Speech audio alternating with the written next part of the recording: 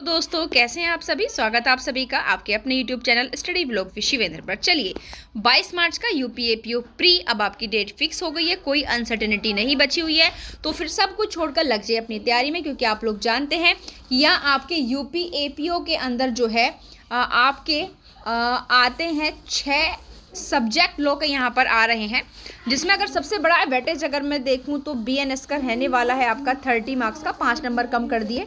उसके बाद बीएसए भी आपका 20 नंबर का हो गया, यहाँ से 5 नंबर खत्म कर दिया आपका। बीएनडब्ल्यूएस आपका 25 का ही है, पहले भी था। पुलिस एक्ट एंड रेगुलेशन जो है वो आपका 15 का था, 15 का ही था। यहाँ पर 10 नंबर का कॉन्स्टिट्यूशन कर दिया, इन दोनों में से 5-5 क्वेश्चन यहाँ से हटा के, लेकिन फिर भी यहाँ पर 30 मार्क्स का बीएनएस जो है आपके लिए सबसे ज़्यादा वेटेज रखता है। उसके साथ आज का जो हमारा ये वीडियो सेशन देखो, ये कॉन्स्टिट्यूशन केवल 10 नंबर का नहीं, इसको आप यहाँ पर 14 नंबर का लगा के चलें, क्योंकि जो जीएस में पॉलिटी आती है वो भी 4 नंबर की आपकी आती है। और यहीं से देखेंगे अगर आप प्रीवियस ईयर के पेपर सॉल्व करेंगे तो मोस्टली आपका पीछे जो सेक्शन जैसे पंचायती पंचायती नगर पालिकाएँ हैं, आपका जो लोक सेवा आयोग केंद्र और राज्य की जो लोक सेवाएं हैं, वहाँ से प्रश्न आपके बनते हैं, आर्टिकल्स से बनाते हैं पॉलिटी के अंदर, ठीक है। बाकी संशोधन है, शेड्यूल्स हैं, केस लॉज हैं, सब आप अच्छे से तैयार करके रखें। अब यहाँ पर देखिए 15 नंबर का आपका पुलिस एक्ट एंड रेगुलेशन आता है। पुलिस एक्ट में तो ओनली आपके 47 सेक्शंस है, वैसे 7-8 का रेशियो रहता है। अगर आप पुराने साल के पेपर सॉल्व कर रहे हैं तो आपको पता होगा, अगर नहीं कर रहे हैं तो भाई देर मत कीजिए, पेपर सॉल्व कीजिए लगातार, क्योंकि जब तक हम किसी चीज़ के प्रीवियस ईयर का पेपर सॉल्व नहीं करते हमें अंदाज़ा नहीं होता कि प्रश्न कहाँ से किस तरीके से हमारे तैयार हो रहे हैं। तो यहाँ पर मोस्टली 7-8 का रेशियो रहता है, और ये 47 नंबर का बहुत अच्छा आपका वेटेज है कि इसमें कौन कौन से सेक्शन जो है आपके रिपील हुए हैं, कौन से अमेंडमेंट के द्वारा जोड़े गए हैं, वो सारी चीज़ें भी आप यहाँ पर ध्यान से रखें। अब यहाँ पर हम देखते हैं कि देखिए पुलिस रेगुलेशन से वैसे नॉर्मली 7-8 क्वेश्चन आते हैं, लेकिन इसमें 554 पैरा है, तो भाई इतना बड़ा तो हम नहीं कर सकते, तो हम यहाँ पर लेकर आए हैं आपके लिए कुछ ऐसे पैरास, कुछ ऐसे फैक्ट चैप्टर्स जहाँ से नॉर्मली आपके वो 6-7 क्वेश्चन आसानी से लग जाएंगे। तो ये वीडियो पुलिस रेगुलेशन की आप आखिर तक देखेंगे, जो कि मेरे द्वारा हैंड रिटन नोट्स बनाए गए हैं, तो लगभग अगर मैं यहाँ पर बात करूँ तो 6 से 7 प्रश्न आपको इसी वीडियो से मिल जाएंगे, ठीक है। तो शुरुआत करते हैं यूपी पुलिस रेगुलेशन। तो देखिए सबसे पहला हमारा प्रश्न है कि जिले में अपराधों का जो परिमाण में अचानक से वृद्धि होती है, उसकी सूचना पुलिस अधीक्षक को द्वारा दी जाएगी। किसको दी जाएगी? जिला मजिस्ट्रेट को।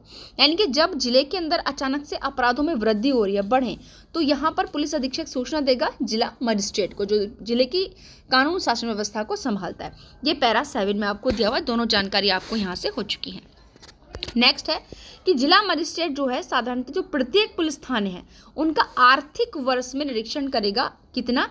एक बार करेगा, ठीक है। ये आपका पैरा 9 के अंतर्गत दिया हुआ है। उसके बाद है कि जो अपराध आपका पंजिका होती है, ठीक है, जो क्राइम रजिस्टर होता है वो होता है आपका, उसे किसी अपराध को निकाल देने के लिए जिला मजिस्ट्रेट की स्वीकृति आवश्यक है। यानी कि आप देखते हैं जो आपका हिस्ट्री शीट होती है, हिस्ट्री शीट की यहाँ पर बात की गई है, जो आपका हिस्ट्री शीट होती है उसे नाम निकालने की जो वो जो अधिकार होता है वो जिला मजिस्ट्रेट को भी होती है शक्ति, और आपका पुलिस अधीक्षक को भी होती है। उसके बाद इससे प्रश्न आपका ज़रूर बनता है कि रिजर्व निरीक्षक, रिजर्व लाइन का प्रभारी अधीक्षक होता है, पैरा 18 में बताया गया, याद रखिएगा, ये प्रश्न आपका काफ़ी बार पूछा गया है। उसके बाद है जो क्षेत्र निरीक्षक होता है, सीओ जिसको कहते हैं, पैरा 40 में दिया हुआ है, इसके क्या कर्तव्य है, ये भी प्रश्न आपका पहले आ चुका है। तो इसके कर्तव्य क्या है? देखिए, एक तो ये अपराध का इन्वेस्टिगेशन करता है, दूसरा पुलिस क्षेत्रों में निवारक और खोज करता है, यानी कि अपराधों का निवारक और जो अपराध हो चुके हैं उनकी खोज करता है। आगे है ना 89, इस पे देखिए टिक लग रहा है, याद रखिएगा, ये प्रश्न कई बार रिपीटेड है कि ग्राम चौकीदार अपने कार्यों के लिए उत्तरदायी होता है। किसके प्रति उत्तरदायी होगा? तो जिला मजिस्ट्रेट के प्रति उत्तरदायी होगा। पैरा 89 में ये देखिए बताया गया, पैरा भी मैंने आप लोगों को साथ के साथ यहाँ पर बताते जा रही हूँ। उसके बाद है उत्तर प्रदेश पुलिस रेगुलेशन के किस पैरा में संपत्ति की कस्टडी में निस्तारण के संबंध में प्रावधान है। तो संपत्ति, अगर जो संपत्ति कस्टडी में होती है उसको कैसे डिस्पोज किया जाएगा, इसके बारे में बताया गया पैरा 165 से 173 तक। ध्यान रखिएगा, आप जो पैरा मैंने यहाँ पर बताए हैं, आप उन पैराओं में जाकर के आपका जो बेर एक्ट होगा पुलिस रेगुलेशन का, उसमें जाकर के आप वहाँ पर टिक लगा लीजिए, और इनके अलावा आप एक्स्ट्रा कुछ भी मत पड़ेगा पुलिस रेगुलेशन के अंदर। हिस्ट्री सीट जो खोली जाएगी उसके बारे में नियम आपके पैरा 240 के अंदर दिया हुआ है, ध्यान रखें। फिर आता है हमारा जनरल डायरी। जनरल डायरी से संबंधित जो पैरा है वो आपका पैरा 294 और 295 में आता है। यहाँ से मेंस में भी प्रश्न बनता है। और अगर हम यहाँ पर पुलिस एक्ट की बात करें तो ये आपका पैरा 44 में पुलिस डायरी के बारे में बात की, पुलिस डायरी, ठीक है। गिरोह पंजिका यानी कि जो आपका हिस्ट्री शीटर जो गैंग रजिस्टर होता है उसमें उसके बारे में प्रावधान पैरा 253 के अंदर किया गया है। पैरा जैसे मैंने यहाँ पर आपको बताया, सारे पैरा आप वहाँ पर जाकर टिक कर लीजिएगा। उसके बाद ये हमने आपको बता दिया, हिस्ट्री शीटर से नाम काटने की अथॉरिटी आपके जो होती है पुलिस अधीक्षक को, जिला मजिस्ट्रेट को होती है। अब यहाँ पर ये पैरा भाई ये आपके प्री में आते हैं, घुड़सवार पुलिस के कर्तव्य पूछे जाते हैं, नीचे बताएंगे आपको डिटेल में सारे। सबसे पहला पैरा देख लीजिए। पैरा से प्रश्न आता है कि जो घुड़सवार पुलिस है और उसका चैप्टर भी आता है, ध्यान रखिए। घुड़सवार पुलिस के कर्तव्य पैरा 79 में दिए हुए हैं। ग्राम चौकीदार की नियुक्ति पैरा 96 में दी हुई, वो भी जिला मजिस्ट्रेट करेगा। संज्ञेय अपराधों की रिपोर्ट दर्ज करने के नियम पैरा 97 में है। और असंज्ञेय अपराध की रिपोर्ट के संबंध में नियम पैरा 102 के अंतर्गत दिए हुए हैं। उसके बाद है कि जो पुलिस अधिकारियों का विभागीय दंड या उन पर जो अभियोग है वो पैरा 447 से 507 तक आपका दिया हुआ है। उसके बाद यहाँ पर देखिए ये रिपीटेड है, बहुत इंपॉर्टेंट है, आ चुका है कि फरार अपराधियों के संबंध में उल्लेख किस चैप्टर में और किन पैराओं में किया गया है। तो कहाँ से कहाँ तक के पैरा है, तो यहाँ पर देखिए जो फरार अपराधी से संबंधित चैप्टर है वो चैप्टर 19 है और पैरा 210 से 225 तक आपका दिया हुआ है। 210 से लेकर 225 तक दिया हुआ है। ध्यान रखिएगा, दोनों चीज़ें एग्जाम में पहले पूछी जा चुकी हैं। उसके बाद ये देखिए निशान लग रहा है, मतलब रिपीटेड है और एक बार नहीं कई बार रिपीटेड है कि उत्तर प्रदेश पुलिस रेगुलेशन के जो पैरा 170 है उसके अकॉर्डिंग जो लॉक अभियोजक होता है वो माल खाने का निरीक्षण कब कैसे करेगा, तो 1 महीने में एक बार जरूर करेगा, ठीक है। यानी कि माल खाना मतलब जिसमें वो चीज़ें रहती हैं जिनके बारे में, जिनके संबंध में न्यायालय के अंदर क्या हो रही है, कार्यवाही हो रही है। उसके बाद ये भी आपको टिक लगा हुआ नजर आ रहा है कि पुलिस थाना अध्यक्ष का यह कर्तव्य है का यह व्यक्तिगत कर्तव्य, देखिए पर्सनल कर्तव्य की बात कर रहे हैं कि वो जो अनसाउंड माइंड व्यक्ति होता है उसको दूसरे लोगों के साथ एक ही सेल में नहीं रखेगा।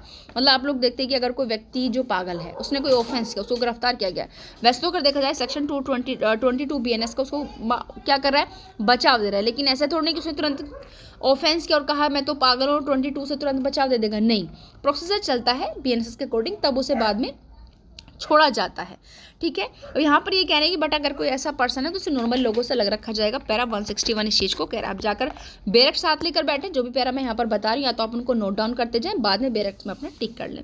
उसके बाद देखिए बुरे चरित्र, पहले आपने देखा चैप्टर 19 में जो फरार अपराधी थे, बुरा चरित्र रिपीटेड है, कई बार प्रश्न आ चुका है चैप्टर से कि बुरे चरित्र वालों का रजिस्ट्रेशन और उनकी निगरानी से संबंधित प्रावधान चैप्टर 20 में पैरा 223 से 276 तक है, ध्यान रखना। यानी कि फरार अपराधी आपके किस में थे, 19 के अंदर, और बुरे चरित्र वाले आपके 20 में हैं। उसके बाद आता है आपका अगर कोई व्यक्ति गंभीर रूप से घायल हो गया तो उस व्यक्ति का मृत्युकालिक कथन तत्काल दर्ज किया जाएगा, ठीक है। ये कैसा है 115 में, ठीक है। मतलब गंभीर रूप से घायल है, मतलब लग रहा है कि उसके बचने के चांसेस नहीं है, ऐसे सिचुएशन में उसका स्टेटमेंट दर्ज किया जाएगा। अगर उसकी डेथ हो जाती है तो वो स्टेटमेंट आपके डायनिकुलेशन की कैटेगरी में आएंगे। और भी इसमें कुछ चीज़ें जो कि आप बैरक में जाकर रीड आउट कर सकते हैं। उसके अलावा हम यहाँ पर आते हैं पैरा 114 में कि इन्वेस्टिगेशन ऑफिसर द्वारा निम्नलिखित मामलों में नक्शा बनाना चाहिए। यहाँ से 114 और 115 पर भी जाकर टिक लगा लेना, डीपली से इनको पढ़ना बैरक के अंदर। बाकी ये कह रहे हैं कि इन्वेस्टिगेशन यहाँ पर 114 में जो है नक्शा नजरी के बारे में प्रावधान किया गया है। ये कह रहा है कि अन्वेषण अधिकारी को नक्शा बनाना चाहिए ताकि न्यायालय को जो केस है उसे समझने में सहायता मिले। कैसे केस, मोस्टली जो आपके रिगोरियस मामले होते हैं, जैसे हत्या है, डकैती है, सेंधमारी, इस तरह के केसेस में। उसके बाद देखो घुड़सवार पुलिस, इससे प्रश्न आता है चैप्टर से सीधा, जो हमने आपको यहाँ पर बता दिया। घुड़सवार पुलिस से संबंधित चैप्टर है आपका 8 और कहाँ से कहाँ तक के पैरा है, 79 से 88 तक के पैरा है, ध्यान रखिएगा, पूछा जा चुका है, महत्वपूर्ण है। ग्राम पुलिस से संबंधित चैप्टर कौन सा है, चैप्टर 9 और 89 से आपका 96 तक के पैरा इसमें आते हैं, ध्यान से सुनना। नेक्स्ट इन्वेस्टिगेशन, ये चैप्टर आपका 11 में है और 104 से 128 तक इसमें पैरा आते हैं। उसके बाद ये सारे चैप्टर्स इंपॉर्टेंट, अगर आप हो सके तो हो सकता है एक बार आप पैरास को जो है, जो पैरा मैंने यहाँ पर बताया उनको तो कंठस्थ तैयार कर ले, बाकी जो भी उसमें आपके जो है अध्याय दिए हुए हैं उनको सब तरीके से आप जो है सबको 3 से 4 बार रिवीजन कर लें, ताकि अगर प्री में आपसे पूछा जाए कुछ भी तो आप क्लिक कर जाए आपका माइंड। सॉरी। उसके बाद आता है पुलिस रेगुलेशन का वो कौन सा पैरा जो निरस्त हो गया। ये 39 है, यानी कि आपके जो पब्लिक प्रोसिक्यूटर वाले पैरास थे वो आपके रिपील्ड कर दिए हैं सारा चैप्टर, जैसे नोट करके हमने यहाँ पर लिख दिया है। चैप्टर 3 था ये 25 से 39 तक, जो पब्लिक प्रोसिक्यूटर के बारे में प्रोविजंस थे ये रिपील्ड हो गया आपका। उसके बाद है पब्लिक प्रोसिक्यूटर के, आप जानते हो BNSS वगैरह में आपके आ चुके हैं, पहले से RPC में थे। अब ये कह रहे हैं कि गिरफ्तारी, जमानत और कस्टडी, इनसे संबंधित चैप्टर आपका 13 पैरा 147 से 165 पूरा इंपॉर्टेंट है चैप्टर भी, पैरा भी, और अंदर से भी आपका सारा महत्वपूर्ण है। ध्यान रखिएगा, जो आपने फरार अपराधी देखा, बुरे चरित्र वाली देखा, गिरफ्तारी, जमानत है, इनके तो लगभग आप पैराओं को रीडिंग आप अंदर से कर लें तो और भी आपके लिए अच्छा रहने वाला है। बट बशर्ते, लेकिन सबसे महत्वपूर्ण क्या है कि जो हमने बनाए हैं उनसे रेयर ही बाहर आपका कोई प्रश्न जाने वाला है। आगे पुलिस रेगुलेशन का प्रावधान जो आपका गैंग रजिस्टर होता है उससे संबंधित है पैरा 253। इसमें प्रावधान किया गया गिरोह पंजी यानी कि गैंग रजिस्टर का। सशस्त्र police, armed forces, armed police आपकी किस में, चैप्टर 6 में। पहले भी हम आपको बता चुके हैं चैप्टर्स, घुड़सवार पुलिस का, इन्वेस्टिगेशन का, ग्राम अधिकारी का, इस तरीके से।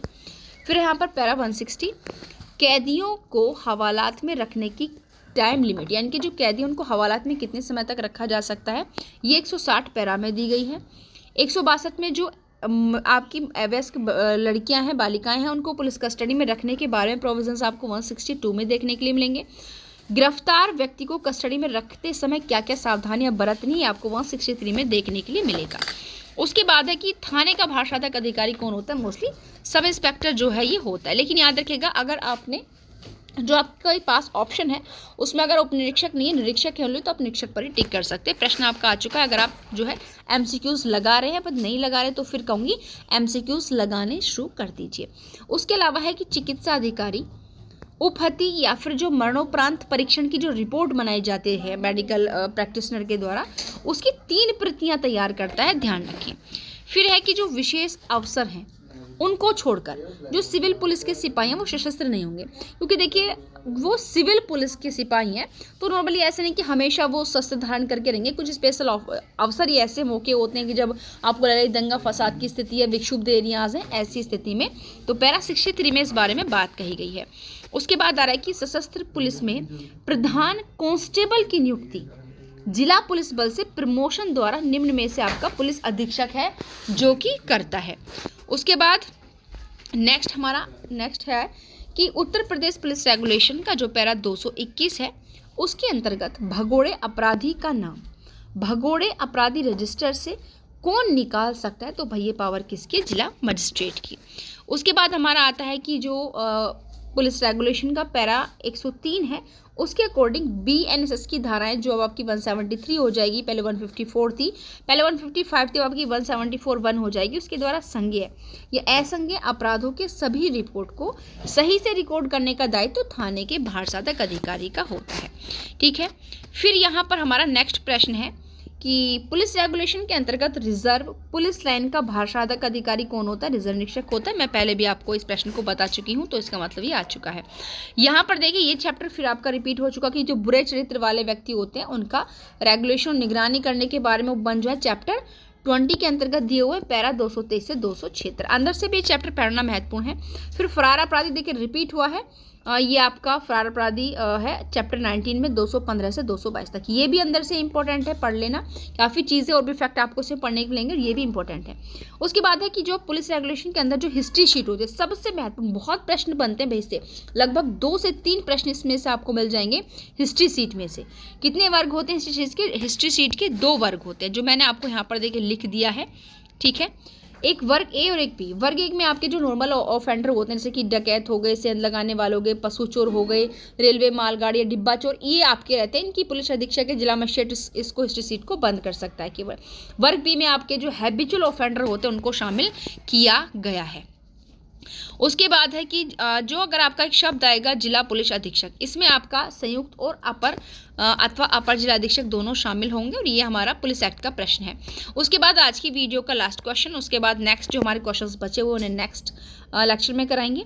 उत्तर प्रदेश पुलिस रेगुलेशन के पैरा में पंचनामा, सपरीक्षण और घायल व्यक्तियों के उपचार संबंधी नियम अंकित है। तो 129 से 146 तक आपको पढ़ने के लिए मिलेगा। तो आज तक के लिए इतना ही, लेकिन ध्यान रखें कि पुलिस रेगुलेशन के जितने भी क्वेश्चन हमने आज इस वीडियो में कराए हैं, जो भी नेक्स्ट पार्ट में कराएंगे, पुलिस रेगुलेशन में इससे बाहर आपको कुछ भी देखने के लिए नहीं मिलेगा। और उसके बाद अगर आप चाहते हैं कि इस बार यूपीएपीओ में सिलेक्शन हमें भाई लेना ही लेना है, और हो सकता है इस बार यूपीओ की 182 वैकेंसीज में और भी इंक्रीजमेंट हो जाए, क्योंकि आपके जो पहले एपीओज हैं उनका प्रमोशन हो रहा है, ठीक है। तो ये और भी बेस्ट अपॉर्चुनिटी आप लोगों के लिए होने वाली है। और अगर यूपीपीसीसी के बारे में आ रहा है कि आपका 298 पोस्ट आपकी लगभग जो है उसमें आ रही है, तो भाई यदि आप चाहते हैं कि इस बार यूपी में एपीओ जुडिशरी में आपका सिलेक्शन हो जाए, या फिर बिहार की डेट फिक्स हो चुकी है, आपका यहाँ कहीं यूपी या बिहार में से किसी में भी आपका सिलेक्शन इस बार ज़रूर हो जाए एपीओ जुडिशरी में, तो यदि अभी तक भी आपने बैच ज्वाइन नहीं किया है तो प्ले स्टोर पर जाइए, वहाँ से स्टडी व्लॉग विद शिवेंद्र जो है ऐप डाउनलोड कीजिए और ऐप पर जाकर क्लासेस देखिए कि आपको किस तरीके से लेनी है, ठीक है। तो देर मत कीजिए, फटाफट जाइए क्लास ज्वाइन कीजिए ताकि इस बार आप अपना सिलेक्शन कंप्लीट कर सके। थैंक यू, मिलते हैं नेक्स्ट वीडियो में।